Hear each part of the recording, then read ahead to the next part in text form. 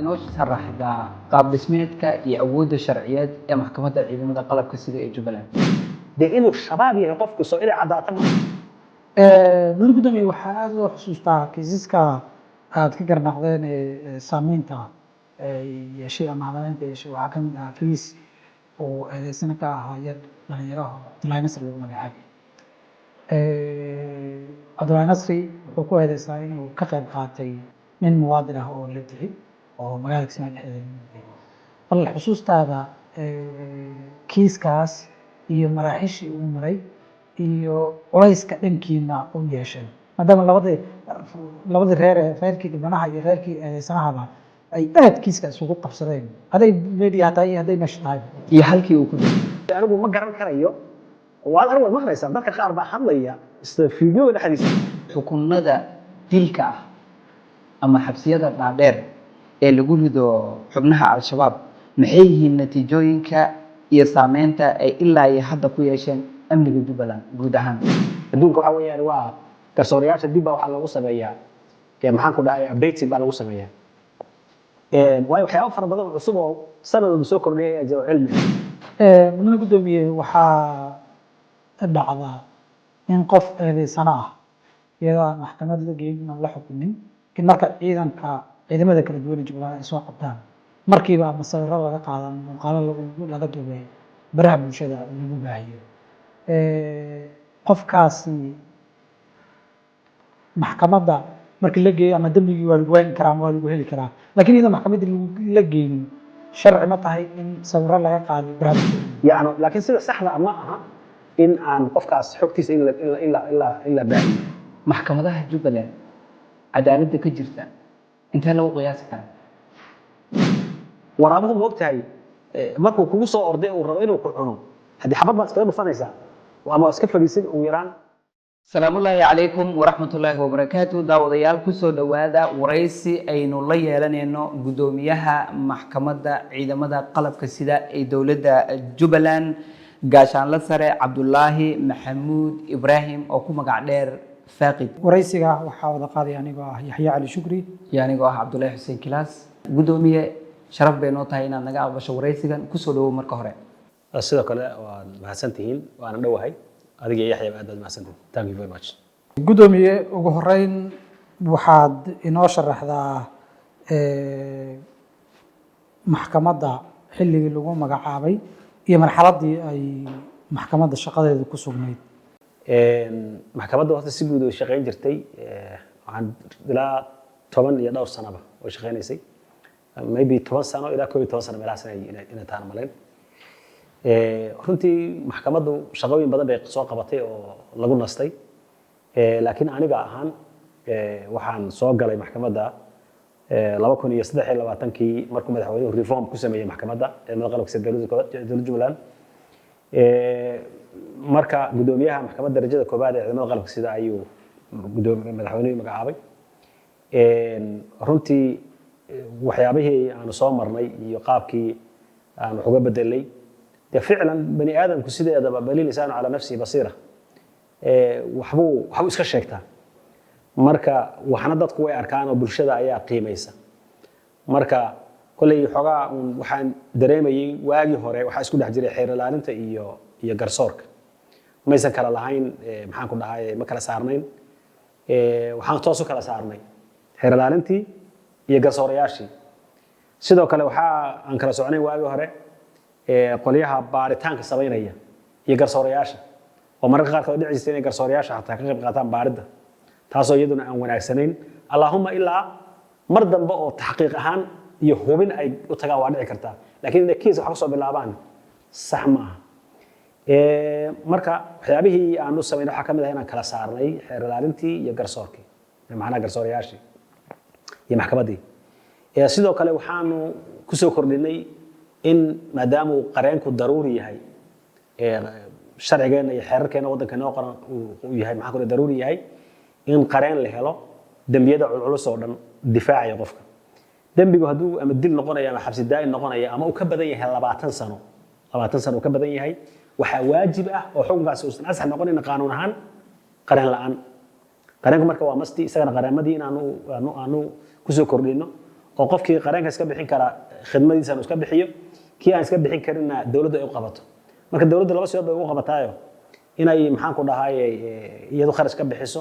iyo mararka qaarkood laga codsado qareenka laftiisu maadaama xuquuq lagu leeyahay ay tahay inuu voluntary qofka muwaadinka ku difaaco waxaa kaloo iyaduna runtii jiray markii hore qaabka baaridda loo soo gudbiyo inaysan jirin horgeyn wax la yiraahdo ma jirin taar ma jirin taarku waxa weeyaan qofku markuu faldambiyeedka uu dhacaba isla markuu dhacaba waxa la rabaa in la soo gudbiyo marka ugu xigtay ee suuragal ah in la soo gudbiyo waliba sida saxda waxa weeyaan meesha wax ka dhaceen ayaa wuxuu dhahayaa anigoo ah baare hebel ama yani waxaan joogaa meelbla oo faldambiye u fal ka dhacay ama waxaan soo qabanay qof saasoo tuhmana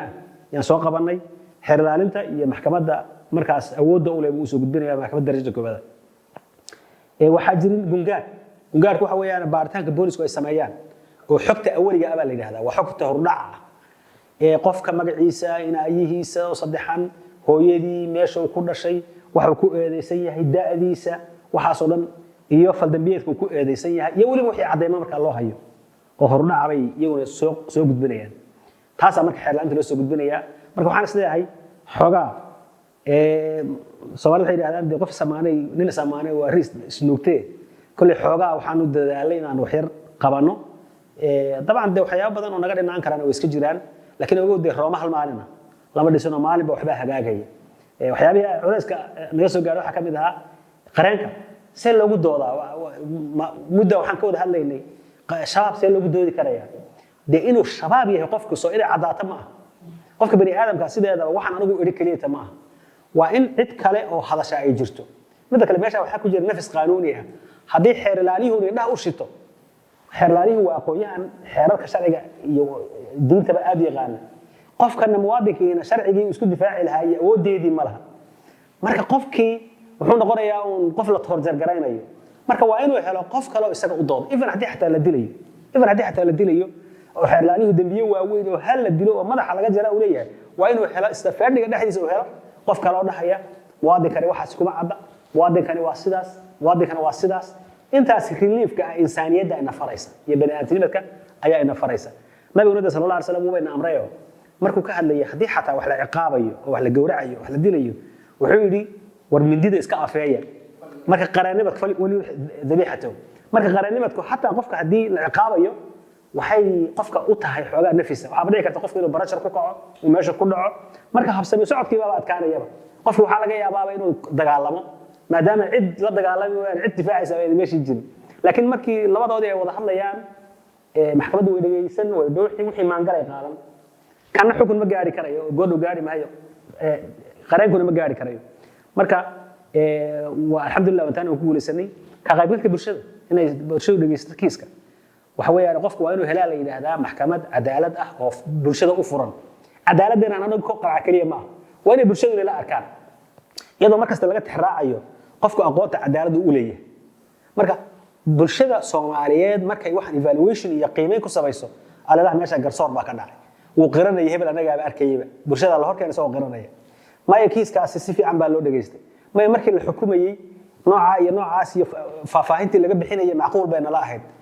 ama ma macquul ma aysan ahayn marka waad arteen reaction ay Soomaalidu ka sameeyaan kiisaska qaarkood marka waxaan isleeyahay kulli waxba aan noo yara dhaqaaqay waana rajaynaynaa inaan hore u dhaqaaqno dabcan waxa kamid ah kiisaskii shabaabka waagi hore aan aad loo gali jirin annagu tusbax la furay baan ka dhignay si fiican baan u galay wax shaqadii laga qabsaday waajibaadkii laga qabsaday wax xabsi dheer lagu xukumay wax maxaan ku dhahaayay xabsi yani kulba dambigi intuu ahaa lagu xukumay iyo kuwa qaarkood oo lagu waayay la bani aadamku sida inaad dambi ku hesho ma aha waa inaad marka qaarkood dambiga waay karto لأنه waxa laga rabaa amaam Allah waxa la hortagto marka khayr ba insha Allah ya rajaynayna laakiin kulliba waan waxbaan yaraha dadaalay inta tabartayada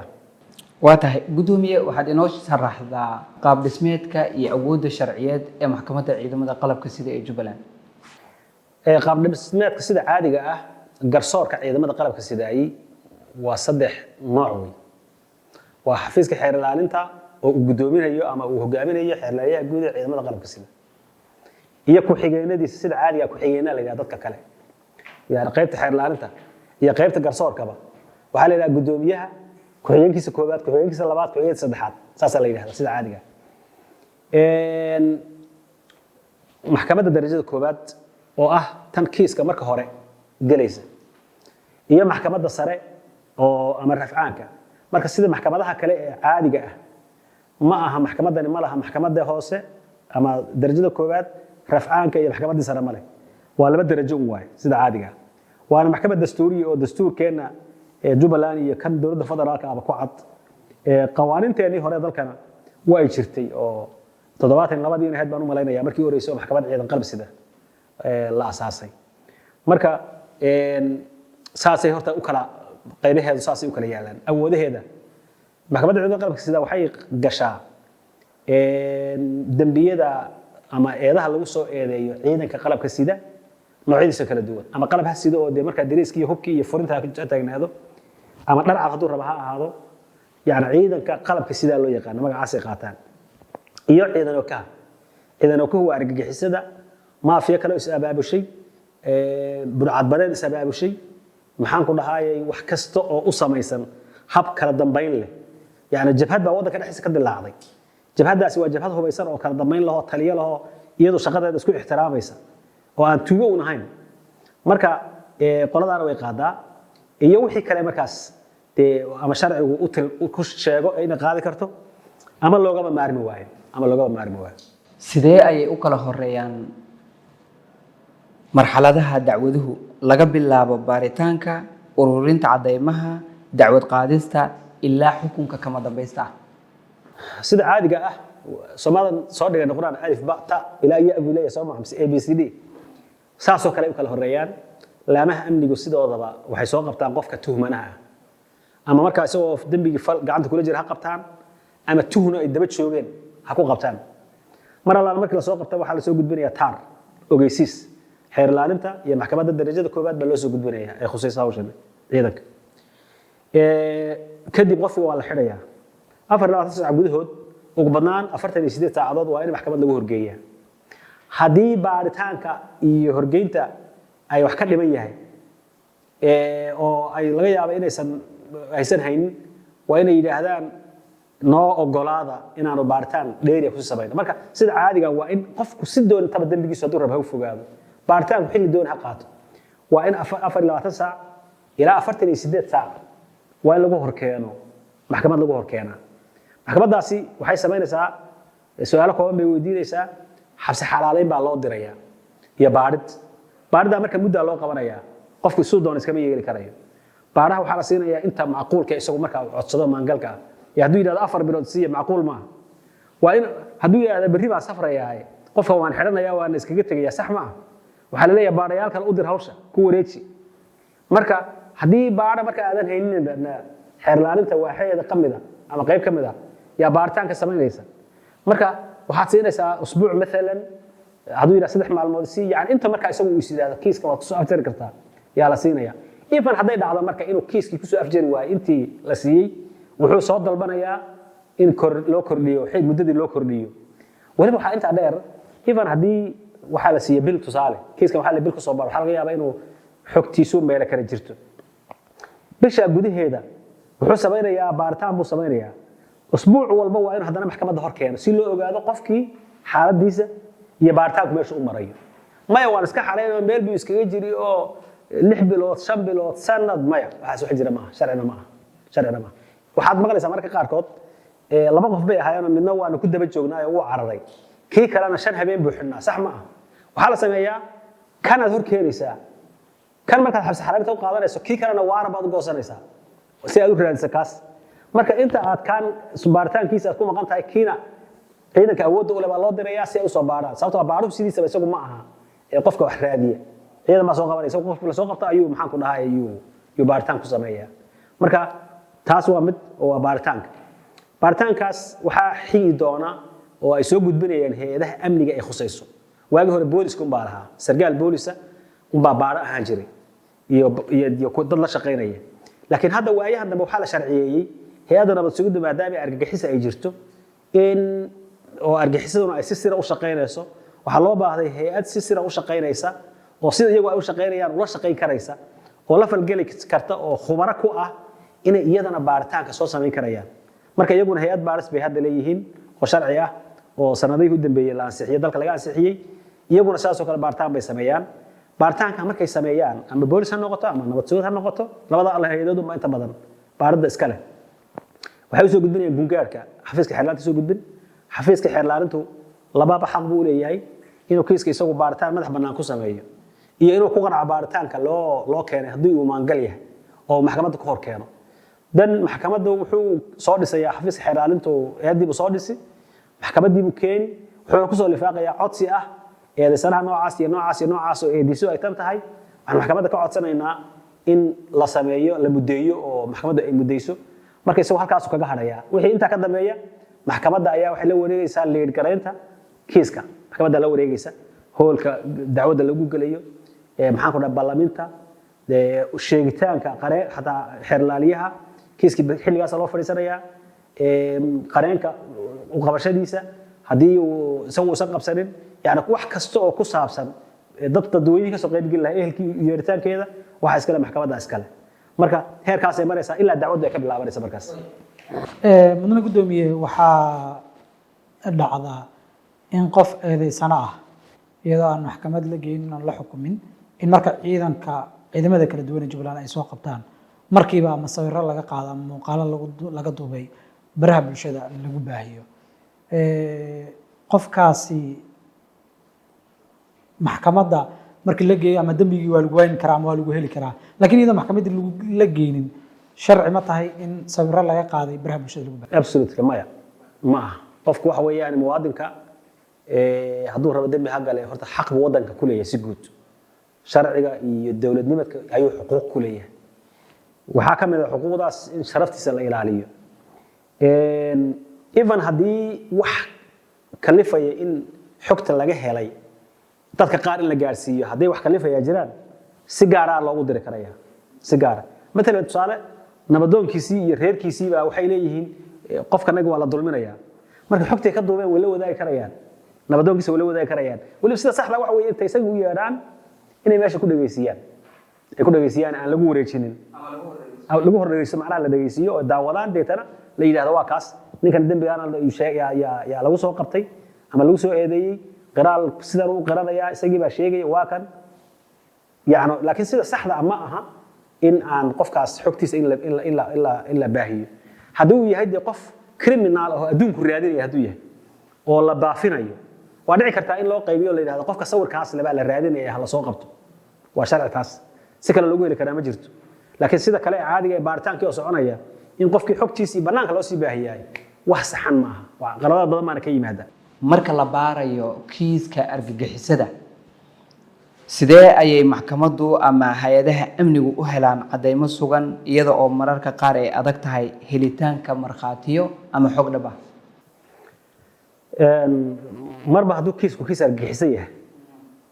waa serious crime waa dambiyada waaweyn ee khatarta ka mid yahay nimankan argagixisada disa u shaqeeyaan hay'adaha waxaa jira ku takhasusay ay u shaqeeyaan sida loo baarana hay'ado yaqaan oo ku takhasusay baa jira marka ma raba inaan hadda saxaafadda ka baahiyo sida loo baaro kaliya ta waxa anaga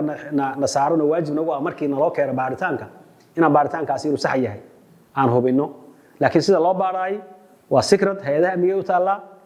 halkaasana loo deynaya sababtoo hadda hadii la yiraahdo saas loo baaraa almost banaanka aad geysay difaac baa la sii xiranaya markaas marka ma la baafin karay lama baarkay karo waa sirtaas la leeyahay mudane guddoomiye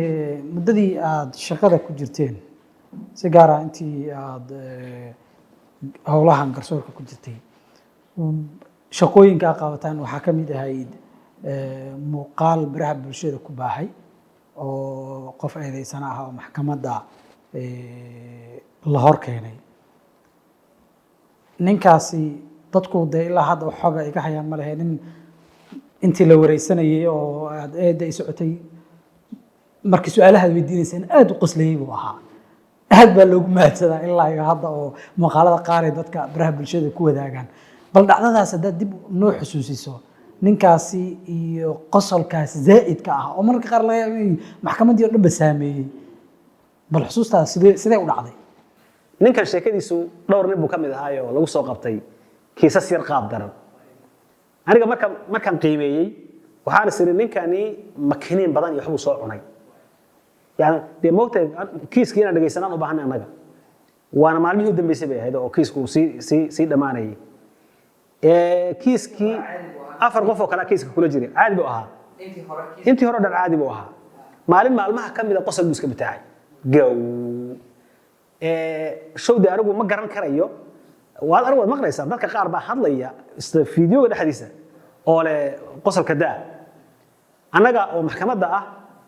sida caadiga waa kan ku sheegay oo garsoore lagama rabo inuu meesha ama qosqosla ama baalkeeyo maraxaas lagama rabo si caadi normal oo degan buu u hadlayaa markuu kiis ku jira even muusoodka xataa meesha kuma jiro si caadi baad kiiska u dhageysanaysaa laana waxa laga rabaa inaad ka go'aan gaadhay ma aha wax emotional ah ma aha emotionka oo dhan waa inaad xakamaysaa ama ha noqoto caro ama ha noqoto farxad ama de meesha kuma jirto laana kiis baad ku jirtaa ninkii marka qosol buu iska jabsaday de aamus inaan dhahno un baanu xaq u leenahay laakiin anagu ma ku talagalay si caadi ah qosolka faraha badan sii dayno wariyaasha mid kamid ah oo social media aad u isticmaali jiray baa intii goostay iyadoo tafatirkiiba aan la samayninba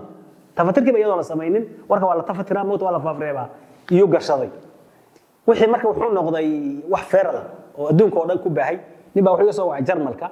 wuxuu yiri mar alla markaan buur noqdo caajis aan dareemo ninkan qosolkiisa aan daartaa inaan saaxiibanahay marka sida caadiga maxkamad kuma fiicna horta kiiska ku eedeysnaa wuxuu ahaa kiis nooca ma iska yar mukhallasnimo ay shabaab ka mukhallasaynayeen niman shabaab ah waxa la isaga dhigay ciidan marka anigu waxaan ahay imaaraat ciidanka waxaan ka tirsanahay maxaan ku dhahay danab anu waxaan ka tirsanahay kuwa specialka anu waxaan ka tirsanahay gaashaan yaani saas oo kale marka nimankaas shabaabka maadaama ay mukhallasin isaga dhigayeen oo dhahayeen waxaan ka tirsanahay ciidanka gurmad qaran waxaan ka tirsanahay gaashaan waxaan ka tirsanahay danab hunguri bay kaga qaadanayeen marka wayna istaba way sirayeen macnaha yani marka la soo waco waxay dhahayaan waxaan ku jirnaa shaqada ciidanka ku jirnaa lama hadli karno marka la iska falaalaxay la iska mirqaamayo ayaa la isoo cayaa marka waxayna raadin jireen inta badan xog ciidan meelaha ciidan ka baxay iyo bay raadinayaan ciidan baa marka baxay afar baabuur waa meesha aad wax saasa waxaas la reebay markay wax lagu curo waa kan midka kale waxaanu helaynay lacag baan si sakhira ku qaadan jirnay marka kiisasku maadaama aysan iyagu sida muuqanaysay ayna dambi weyn aysan gelin oo waa dhibaatada ummadii u geysanin ilaahay markiisa waxay ku soo khiyaano ku jirtay wali waxay sameeyeen magac ciidan bay isticmaalayaan oo مثلا waxaan ahay gaashaan waxaan ay kan waxaan saasoo kale anagu waan xukunay 6 sano xabsi ah yaa lagu xukumay gabadh baa ku jirtay marka maadaama iska nugul iska ahayd iyo 3 sano yaa lagu xukumay ilaahay amarkiisa marka xilli dhowba waxa soo gashay Ramadaantii muddana way xidhnaayeen markaasoo xogaa yar hakada waxa maxkamadda galagaab yar oo galay dartiibay muddo u xidhnaayeen maadaama marka sanad wax ku dhow markii horeba ay xirnaayeen madaxweynuhu marka dadkii uu cafinayay cafiskiiba ku daray marka nimankii waa la sii daayay cafis bay ku baxeen waxa la ii sheegay haddii aan la ikhaldin in mar dambe hadana garowiye meelahaas in lagu xidhay laakiin kulli hadda meel ku dambeeyay ma garanayo saasuu marka kiiskiisu ahaa waxaan se is idhi marka anagu qiimeeyey show waxba uu yar isticmaalay waa laga yaabaa inaan xarumaha dowladda amniga ama xabsiyada inaan lagu isticmaalin baa laga yaabaa daraag iyo waxsaas laakiin kiriin oo kale waa laga yaabaa dhows aan lagu talagelin barasimo la cunayo kale inuu isticmaalaa dhici karta saasaan markaas aniga waa maasanta gudoomiye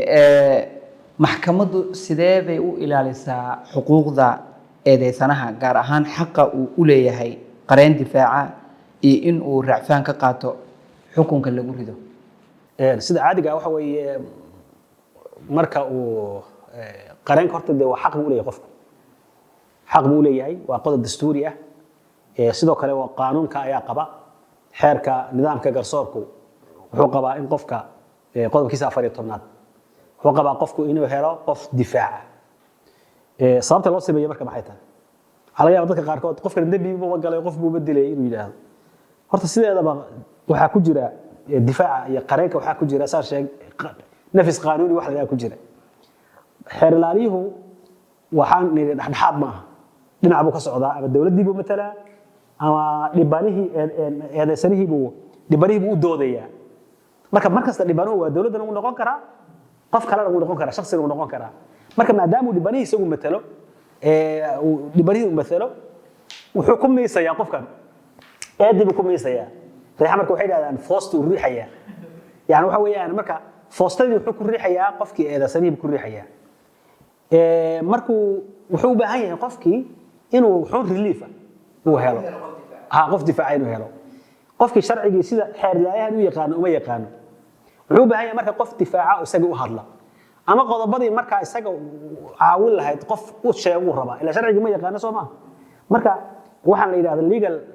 legal aid-ka macnaha ama ku saabsan muxuu ahaayay sharciga ku saabsan waxa weeyaan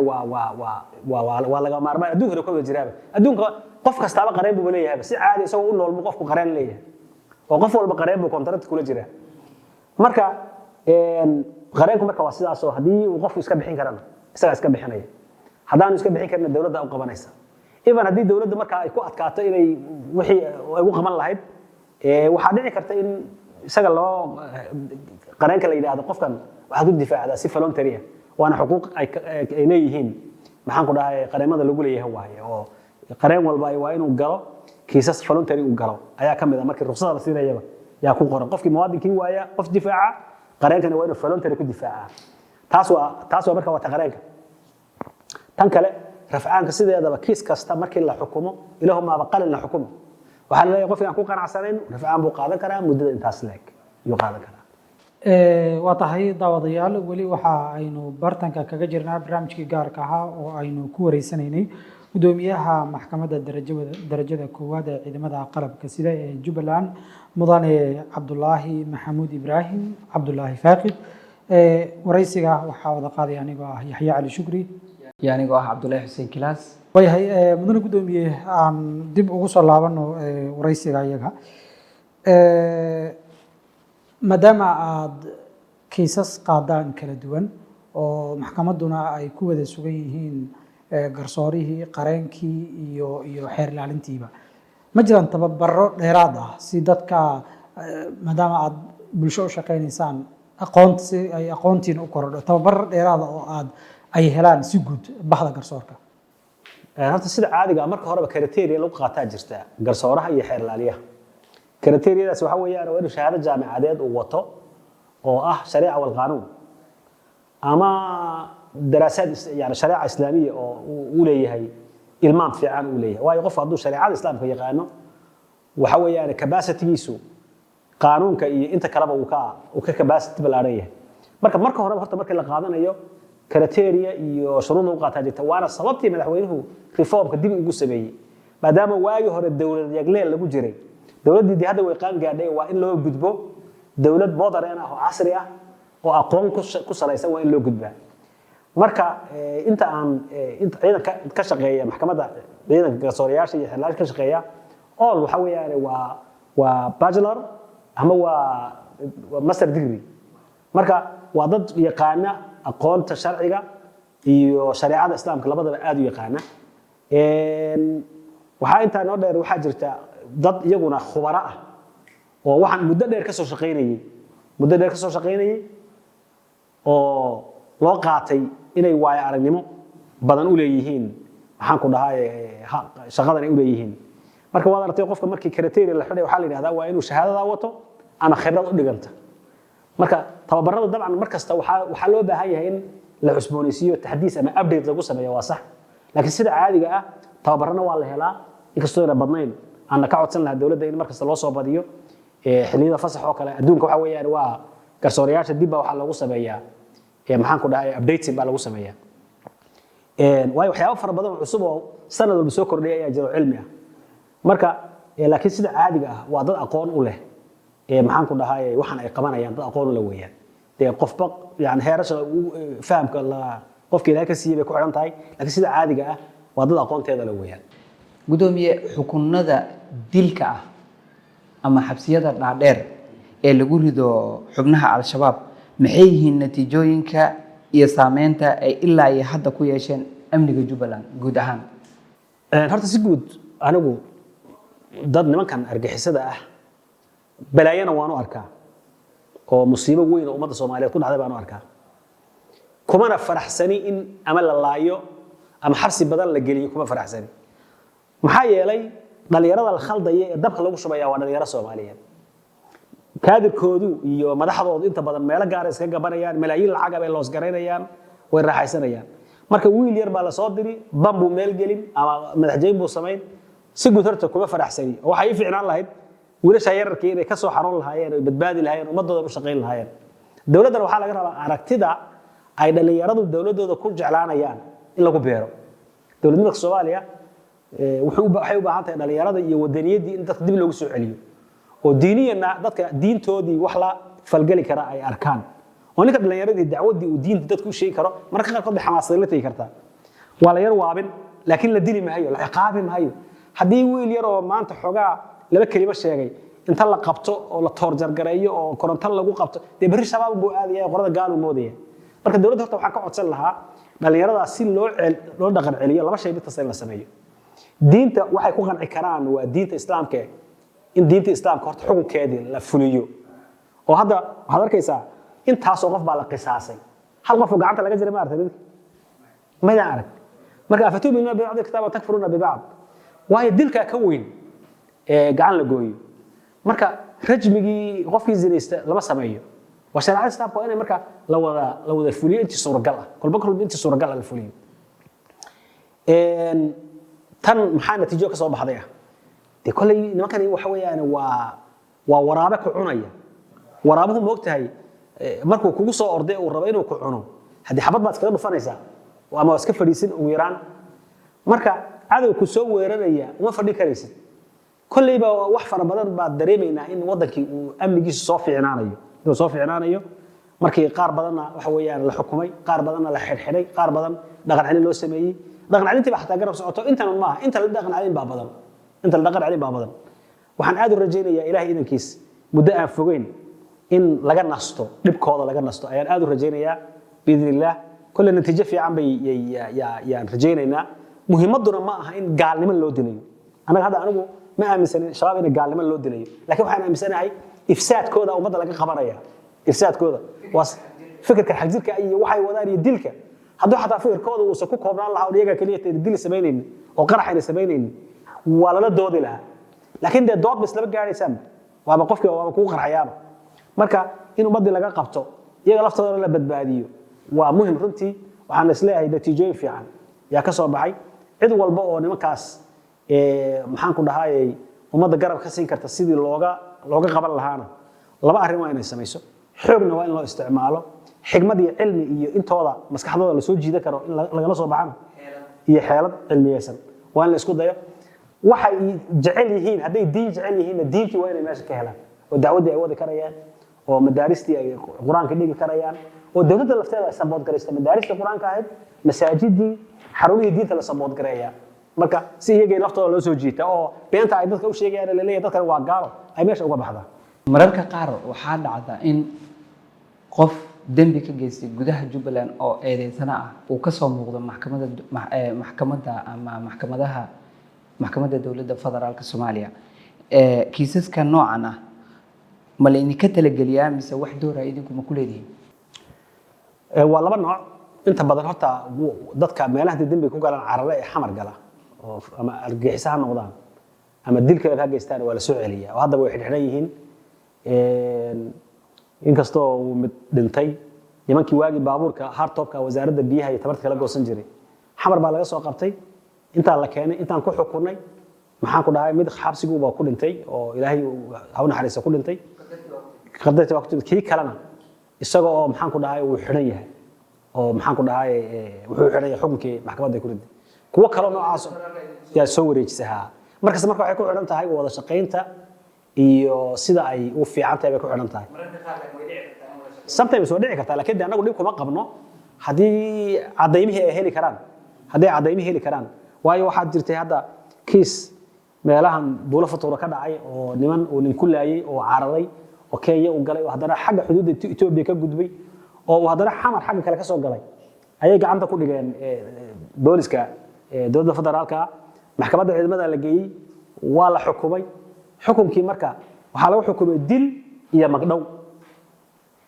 waa lagu xukumay dadka qaarkii way soo weydiin karaan ninkii waaba la dilay maxaa laga magdhabayaa qof baa loo qisaasay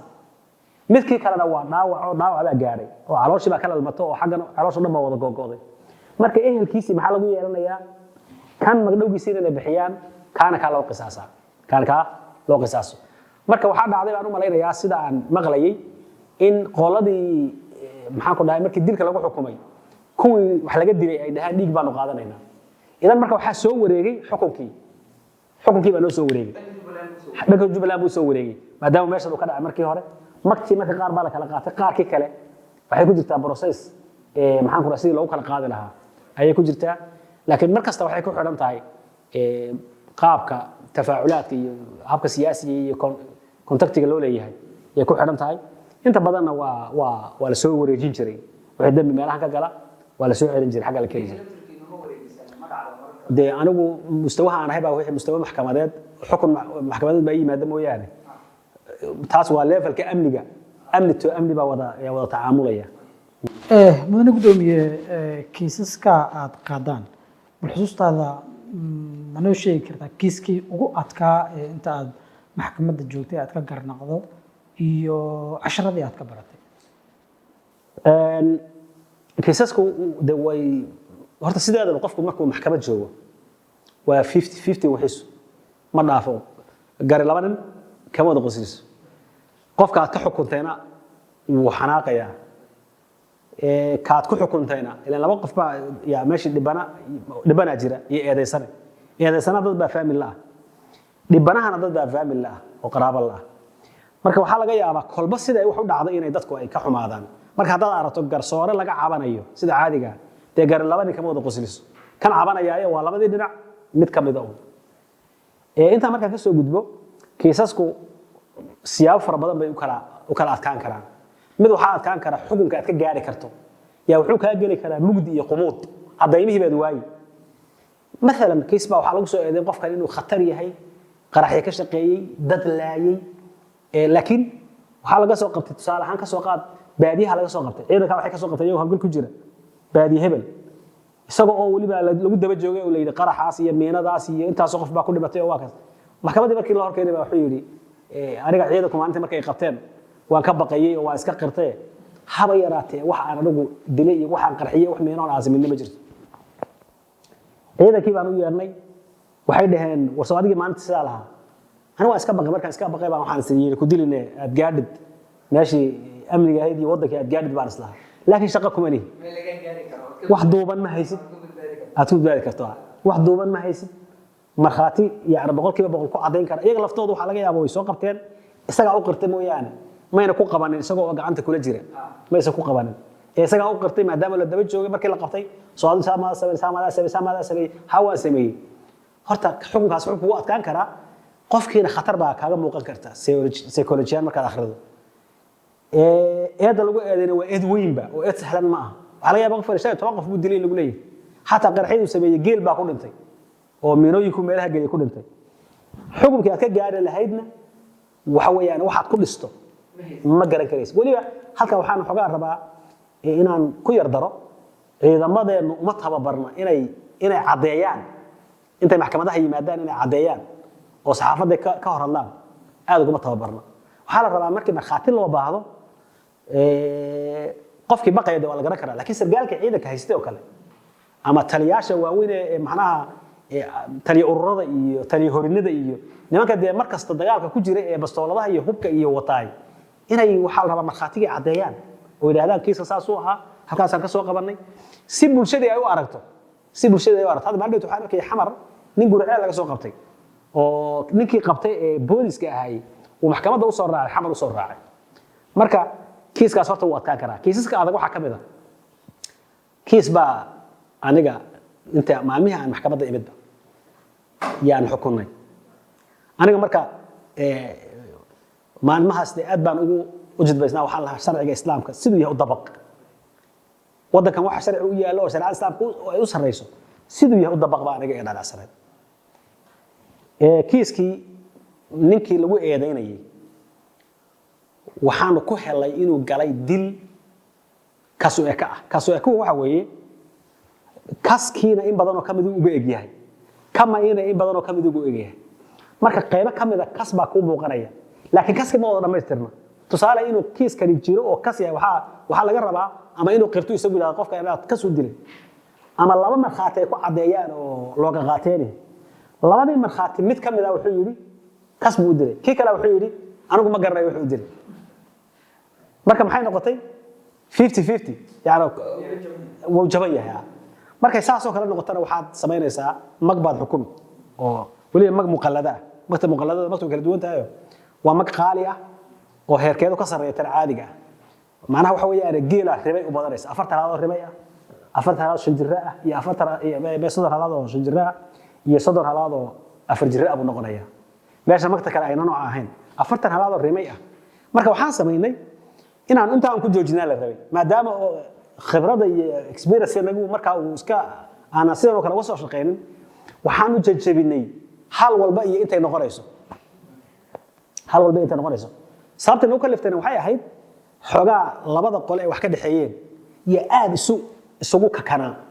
anaga marka waxaan rabnaa inaan fidnada qaboojino si marka aanu dadkii dhibanaha ahaa aanu maxaan ku dhahay aanu iyaga laftooda waxuun ay u dareemaan relief waxaanu niri wixii jajabiya qiimeeya hashaas intaas lagu dhufanaya inaga waqtiga 300 baa lagu dhuftaa sida caadiga marka waxaanu niri hasha 40 ka ala 700 baa lagu dhufan taana 500 baa lagu dhufan taana 400 baa lagu dhufanaya ana waxaanu isla diye muqallada geel intuu maraya meesha u sareysaha aadina meesha u hooseeya aadina meel dhaxdhaxaad aanu geeyno diyadii markaan soo ugu dhawaaqnay reerkii diyada laga rabo way dareereen kuwii kalena iyaguna dhinaca u dareereen yaani waxa weeyaan magtaasi wadanka kama jirto ma la qaato ma bixinayno kuwana waxay dhahaan magtii aad noo xukunteen ilaa sanka dulli idinka noo xukumayna siiya waliba way eedayna waxay leeyihiin waxa weeyaan wiilkana kasbaa loo dilay idinka doodsi kuwana waxay leeyihiin wiilkanaga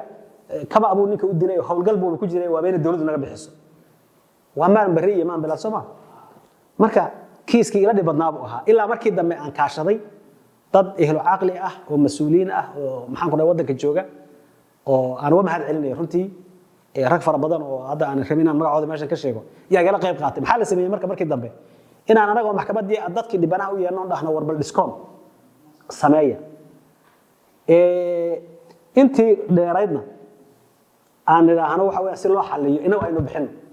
aniga qaar la igu qoro wasiir hebel qaar lagu qoro taliye hebel qaar lagu qoro sidii baa ku baxday marka kiisaskii ugu adkaa waxa kamid ah kiis baa waxa u dhacaya mesela furimuhu ka dhacay maadaama ciidan meeshii joogo markuu furimihi ka dhaco kiiskii waa soo baaraynaa kiisku haduu kas noqdo anaga sharciga noo yeela waa dil waay ama beelaha ka heshiiyaan ama yar ka heshiin haduu kasku noo cadaada 100% waa dil even hadii xataa mag la kala qaato sababta waxaan diidaynaa ciidanka dhexdiisa inay fidnadu sii socoto marka waa in la yiraahdo qofkii qof dilo oo ciidan ah kas loo dila waa dil waa in la yiraahdo waana lagu kala badbaado ficlan shariicada islaamku way ogoshahay inay labadii ehel ka heshiiyaan laakiin waa goorma shariicada islaamku waxay ogoshahay qofka markuu qof dilo ee kas u dilo waa in isagii la mooro duugo waxa lagu xoolaystay waa in la mooro duugo oo aan shilin laga bixinin xoolihiisu marka haday magti 100 bixin waayaan maxaa la sameeyaa waa la adoonsanaya isaga wuxuu u shaqeynayaa waligii iyo allihii inta uu magta iska soo dhameystirayo reerkii dhibanaha yuu shaqeynayaa waa inuu dullu ka muuqdo dadku ay wada arkaan oo la yiraahdo kaas ma ujeeda waqtiga ee liitay ee sakaraadka ee xoolihiisa wuxuu shaqeystaba reerkaas muu siiya oo maxaa dhacay qof islaam waa dilay oo ka soo dilay marka magtan ay tolku la soo ordayaan meesha shariicada islaamka ma waafaqsana therefore mar hadayna shariicada islaamka waafaqsanayn hadii inaanu yeelana sax ma noqonayso markaas oo qofkan ciqaabtiisi waa inuu la kulmaa marka qofka haduu kas yahay waa dil maxkamadda ana go'aankaas aanu yeela ilaahay qofku badbaadin meesheeda way maxaa ku xiga hadii kama uu noqdo shariicada islaamku waxay leedahay waxa lagu leeyahay tolka lagu leeyahay magti ninka mar haduu askari noqdo oo askartii ku jiro waxay ku dhihi askartu ku jiray oo maxaan ku dhahay anagu dawladdu u shaqeynay dawladdu magta ka bixiso war hadii ninkii tolka askarigu moogtahay dabala geeleeda boqol ku tahay askarigu reerkiisu ka mid yahay sida caadiga dawladdu waxay bixisaa sida caadiga ah magta operationka ku timaada ciidan baa shaqo loo diray shaqada soo qabtaa la yiri ama qofka soo xidha ama shaqada meesha aada shaqadii buu shil ka yimid ama dhimasho ha noqoto ama dhaawac ha noqoto taa dawladda bixisa sida caadiga laakiin waa inay caddaatay inay operation tahay ama qoriga sifaysanayo anoo sifaysanayo hebelka agtida iga qarxay maya waan iskaga ciyaarayna hebel buu iga qarxay waa kama Soomaa kama noocaas oo kale waxa lagu leeyahay tolka lagu leeyahay dawladdu ma ka fargarayn karaysa miisaanad gaar loo qoondeeyay ma jirto marka kiisaskaas oo kalena culays baa inta badan laga yimaada mudan gudoomiye waxaa aada loo xusuustaa kiisaska aad ka garnaqdeen saameynta yeeshay ama hadaleynta yeeshay waxaa ka mid ah kiis oo eedeysana ka ahaa yar dhalinyaro ah oo cabdullaahi nasri lagu magacaabayay cabdullaahi nasri wuxuu ku eedeysaa inuu ka qayb qaatay nin muwaadin ah oo la dilay oo magaalada Kismaayo dhexdeeda lagu dilay bal xusuustaada kiiskaas iyo maraaxishii uu maray iyo culayska dhankiina uu yeeshay maadaama labadii reerkii dhibanaha iyo reerkii eedeysanahaba ay aad kiiska isugu qabsadeen hadday media tahay iyo hadday meesha tahayba iyo halkii uu ku dambeeyey horta kiiskaasi kiisaskii ugu adkaaba ka mid ah muddo dheer buu xidhnaa kadib maxkamadda markii la keenay annagu dee waa kaan idiin sheegaynay oo sideeda markaanu ciqaab wax ka ratibayno oo ciqaabtaasi ama ay tahay xabsi daa'in ama mag badan ay tahay waa inuu waxaan boqolkiiba boqol qofkan ku caddaadaa markii maxkamadda la keenay ani waxay soo gaadhay cabasho aniga shakhsiyan layga cabanayo oo laleeyahay ninkaas faamil baa tihin kiiskii marka waan ka baxay garsoorayaal kale galay garsoorayaalkii kale say ugu jireen kiiskii ugu dambeyntii wuxuu gaadhay heerkii go'aan laga gaari lahaa go'aankii baa xogaa garsoorayaasha ay sii qabqabteen sida caadiga garsoorku marka kiiska waxaa jirta wax shawr la yiraahdo shawrka markii laga shawrayo garsoorayaashu saddex garsoore waay nin waa gudoomiyaha kiiska labada garsoore kalena waa labadiisa ku xigeen waay sida caadiga ah ee uu qabo qodobka 184 xeerka habka ciqaabta Soomaaliyeed waxa la sameeyaa markii la shawrayo gudoomiyaha kiisku warqad ma soo qaadan wuxuu qorayaa saddexda qof ee ku jirta magacooda qori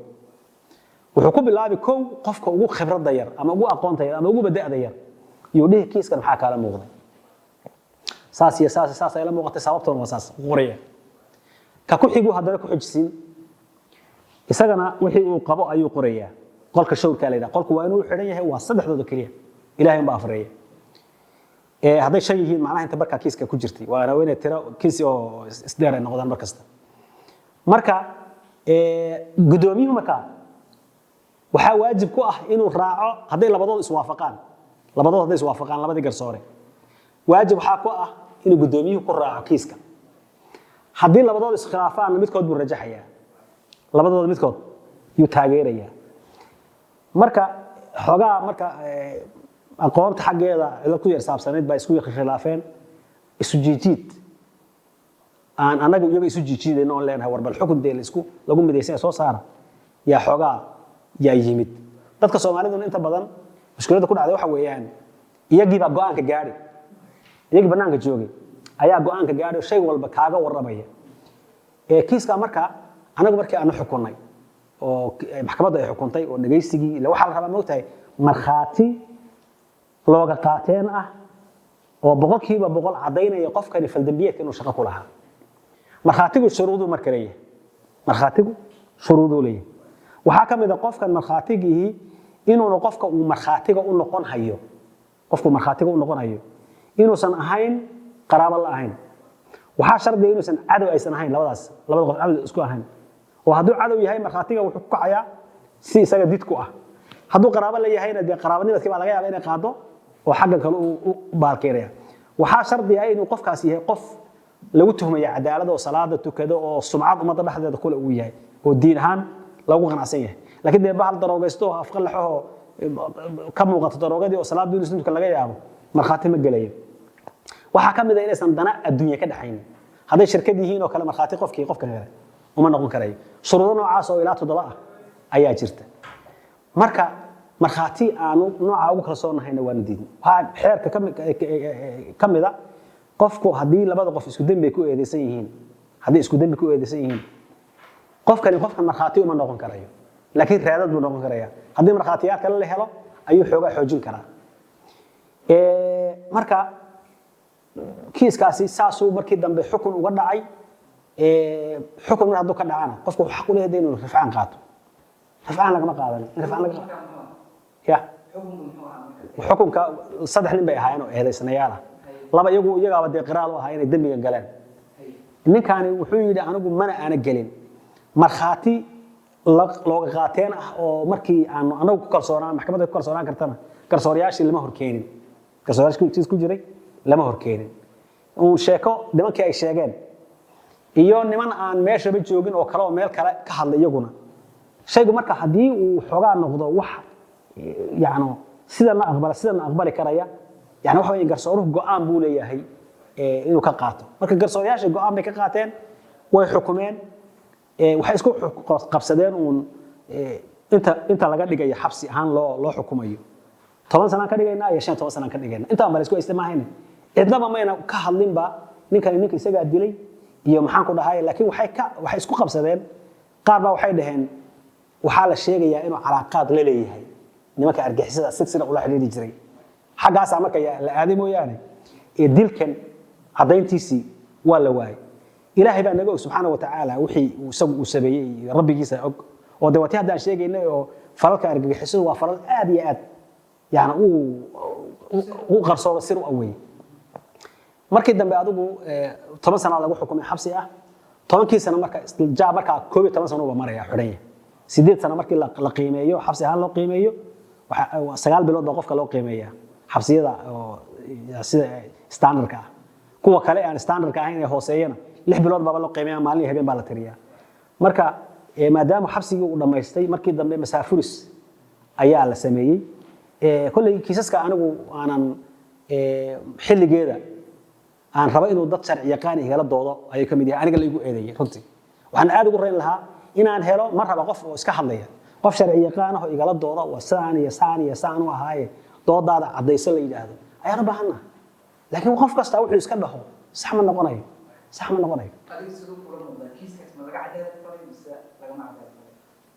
والله دي كرسورياشي قلبا يا با لا ويدين كرا موياه دي مر هدا انا كيسكي انا جن انا دغيسنين ما شيء كرو يعني waxa weeyaan wax oo faaf laakiin si musharaxaad guud mooyaan يعني بالذات labada كرسورياشي قلبا خاص u ahaa intaas aan ku dhaafno mararka qaar ma dhacda maxkamadu in cadaalad ka samayso haduu dee waa bani aadam aslan waa bani aadam waa sababta loo sameeyay maxkamadda rafcaanka loo sameeyay waa sababta loo sameeyay dib u eegiskiin lagu sameyn kara kiiska qofku waa bani aadam waxa qaadi karta shahwo hunguri baa qaadi kara way dhacdaa waad maqasheen kiiska lacag baa laga qaatay waad maqli kartaa shahwa qaadi karta shubha qaadi karta ismoodsiis shayga sida ismoodsiiyo jahli baa qaadi kara macnaha waxa la bani aadamku mu'arrad lil da'fi qofka bani aadamkii markasta wuxuu banaanka u yaala tabardari waa tabardaran yahay oo waa dacwa daciif ilaahay baa kaamila subhanahu wa ta'ala marka way dhici kartaa waa laga yaabaa intaad kiiskii adigu aad qaaday dib u akhrido ama dib u baaritaan ugu samayso inay ku soo baxdo in kiiska wax ka khaldameen waa dhici karaysa idawaaliga hadda kama ku sheegaya macnaha anagu shariica islaamana marka raacay laakiin curfigi waaqicii dhulka yaalay iyo ummaddu sidii marka u shaqeynaysay yaanu ka boodnay وفعلا experience waxyaabaha ku saxayay kamid tahay ay ku saxayso marka waa bani aadam waa dhici kartaa mararka qaar bulshada dhexdeeda waxa kamid ah waxyaalaha la isla dhaxmaro xilliga eedeysanaha soo qabashadiisa ay socoto inay dhacdo xadgudub ay geystaan laamaha amniga ee markaas falkaas iyada ku daba joogo sideed u wajahdaan horta sida caadiga ah qofka sax ma aha in la ciqaab la toorjar gareeyo hadii isagoo la toorjar gareeyo wax laga sheegsiiyana cadayn looma qaadanayo waa sababta loo leeyahay maxkamadda horteeda waxaan ahayn qirashada ka dhacday waa غير معتبر lama tixgelinayo marka sida saxda ah waxa weeyaan qofka hadii la soo xiray oo la soo qabtay intaas ciqaab ugu filan oo xornimada laga qaaday waan qofkii oo san torture la kulmin iyo ciqaab oo san la kulmin oo aan qasab looga sheegsiinin anaga markii intaan ognahay ma jirto cid la torjar gareeyo intaan ognahay ma jirto mudana gudoomiye kismaayo oo dabcan xarunta maxkamadda ciidamada ay ku taalo oo aad ku howlgashaan marka laga yimaado ma jiraan magaalooyin kale oo deegaanada Jubbaland ah oo aad tagtaan si aad xukunno ama uga soo garnaqdaan ama aad u soo ridaan xukunno culus ama kuwa fudud ciidan ahaadaan waan tagnaa class waa banana socday baa maxkamad Dhobley bay tagtay ceel waaq baan u tagnay maxkamadii waagi hore iga horeysay doolo bay tageen mar kasta oo imkaaniyaadka ay suurto gashta meeshaan dambi ka dhaco ciidan maxkamadda ciidanka khuseeya waa la tagaa marka waxay ku xidhan tahay mar kasta imkaaniyaadka hadda waxaa dhacday hadda ka hor kiisas meelo aysan diyaarada tagin oo kale ka dhacay marka kiisaskii waa soo rarnay meel ay diyaarad tagtaa la keenaya meelo waxaa jirta xuduudaha ku yaalla oo la tagi karo sida ceel waaqo kale marka iyadana qaab dawladdu ay taqaano oo ay marto yaanu ku tagnay waanu kiisas ka soo galnay marka waa sida caadiga ah waana mandatekeeda waa inay tagtaa dhowr sano oo maxkamadda aad gudoomiye ka ahayd haddadan la joogo maxay yihiin caqabadaha ugu waaweyn ee idin hor yaalla horta dee adduunya caqabad kama dhammaato caqabadaha qaarna warbaahinta loo sheegi qaarna dawladda iyo cidda khusaysan baa loo gudbinayaa iyo kanaalada leh dabcan culaysyo waa jiraan culayska meesha maxkamadda ay ku shaqaysaay waa dhismo suitable aanu ahayn oo iska cidhiidhi ah servicekii loo baahnaa iyo wixii uusan u dhammaystirnayn caqabadaha aanu rabno hay-adaha ay khuseeyaan yaa jirta waxaa ka mid ah horgeynta degdega in horgeynta degdeg loo sameeyahay waxay ka qayb qaadataa in qofku cadaalad uu helo leanna qofku marka hore la soo qabto kiiskii baa lagu soo qabtay wuu argagaxsan yahay marka wixii ma dafiri karayo leanna baaritaanka waxaa ka horeeya mar kasta horgeynta ka horeynaysa marka waa caqabad aan rabno weliba aan bayda way aan farayno saraakiisha ciidanka ee gacanta ku haysa iyo laamaha baaritaanku inay ku sameeyaan 24 saac horgeyn ku sameeyaan ugu badnaan 48 saac ku sameeyaan horgeyn ku sameeyaan waxa kale oo aan faraynaa in lagu hayo qofkan uusan kuwa khabiirada ee maadarada ee meelaha ku xidhan aan lagula xidhin oo markaaba aysan maxaan ku dhahay xogta aysan la wadaagin taasi way jirtaa mararka qaarkood caqabado kale oo waxa iska jirta kanaalada ku haboon in la mariyo ay ku haboon tahay oo maxaan ku dhahay in warbaahin laga sheego aysan muhiim ahayn maxkamadaha Jubbaland cadaaladda ka jirta intee lagu qiyaasi karaa aqoonta aanu leeyahay markii wax guud baa yaa ka bixin karaa laakiin shakhsi uma taaban karayo aqoonta aanu u leeyahay yani gudoomiyayaalka maxkamadaha jooga iyo garsoorayaasha shaqada way yaqaanaan aqoonna way leeyihiin ragga aanu aqaano laga soo bilaabo maxkamadda darajada koowaad ee caadiga ah ilaa iyo maxkamadda sare laga tagayo rag asxaabul amaana baan intooda badan ku aqaanaa intooda badan yaan ku aqaanaa waxaan is leeyahay de kiis iyo kiisas waa khaldami karaan qofna wuu khaldami karayaa laakiin si guud wax xumaan ah oo in ummadaas si xun loogu adeega ah aragtidaas ma taalo si guud ama kiis ama nooc wuxuu u khaldami karaa qof waa la dhihi karaa qofkani waxbuu sameeyaa oo dabcan sheekooyinkana waa soo gaargaadha mararka qaarkood laakiin si guud ragga ugu sarsareeya anigu aan aqaano waxaan ku aqaanaa amaano iyo alla ka baq baa ragga ugu sarsareeya ugu dambeyntii maxay tahay fariintaada ugu dambeysa aad bulshada Soomaaliyeed Jubbaland ku nool ahaadaan bulshada Soomaaliyeed shaashadaha ka daawan doonta aad la wadaagayso haddii ay jirto codsi aad gudbinayo any fariin ah soo dhow si guud waxaan dhihi lahaa horta aragtida la dagaalanka qolada xagjirka ah hala diimeeyo haddaan la diimeynin lagama adkaan karo shabaab laana ideolojiya qaldantay waxaa looga adkaan karaa ideolojiya saxan hala diimeeyo waxaan ka wadaa ciidanku markuu hawlgalayo inuu mufsidiin mujrimiin ah la dagaalamayo oo cibaado ku jira waa in looga dhaadhiciya ciidanka laga dhaadhiciya laakiin hadday iska bahalkii iska orodun ay noqoto oo mid tubaaka afka ku haya iyo mid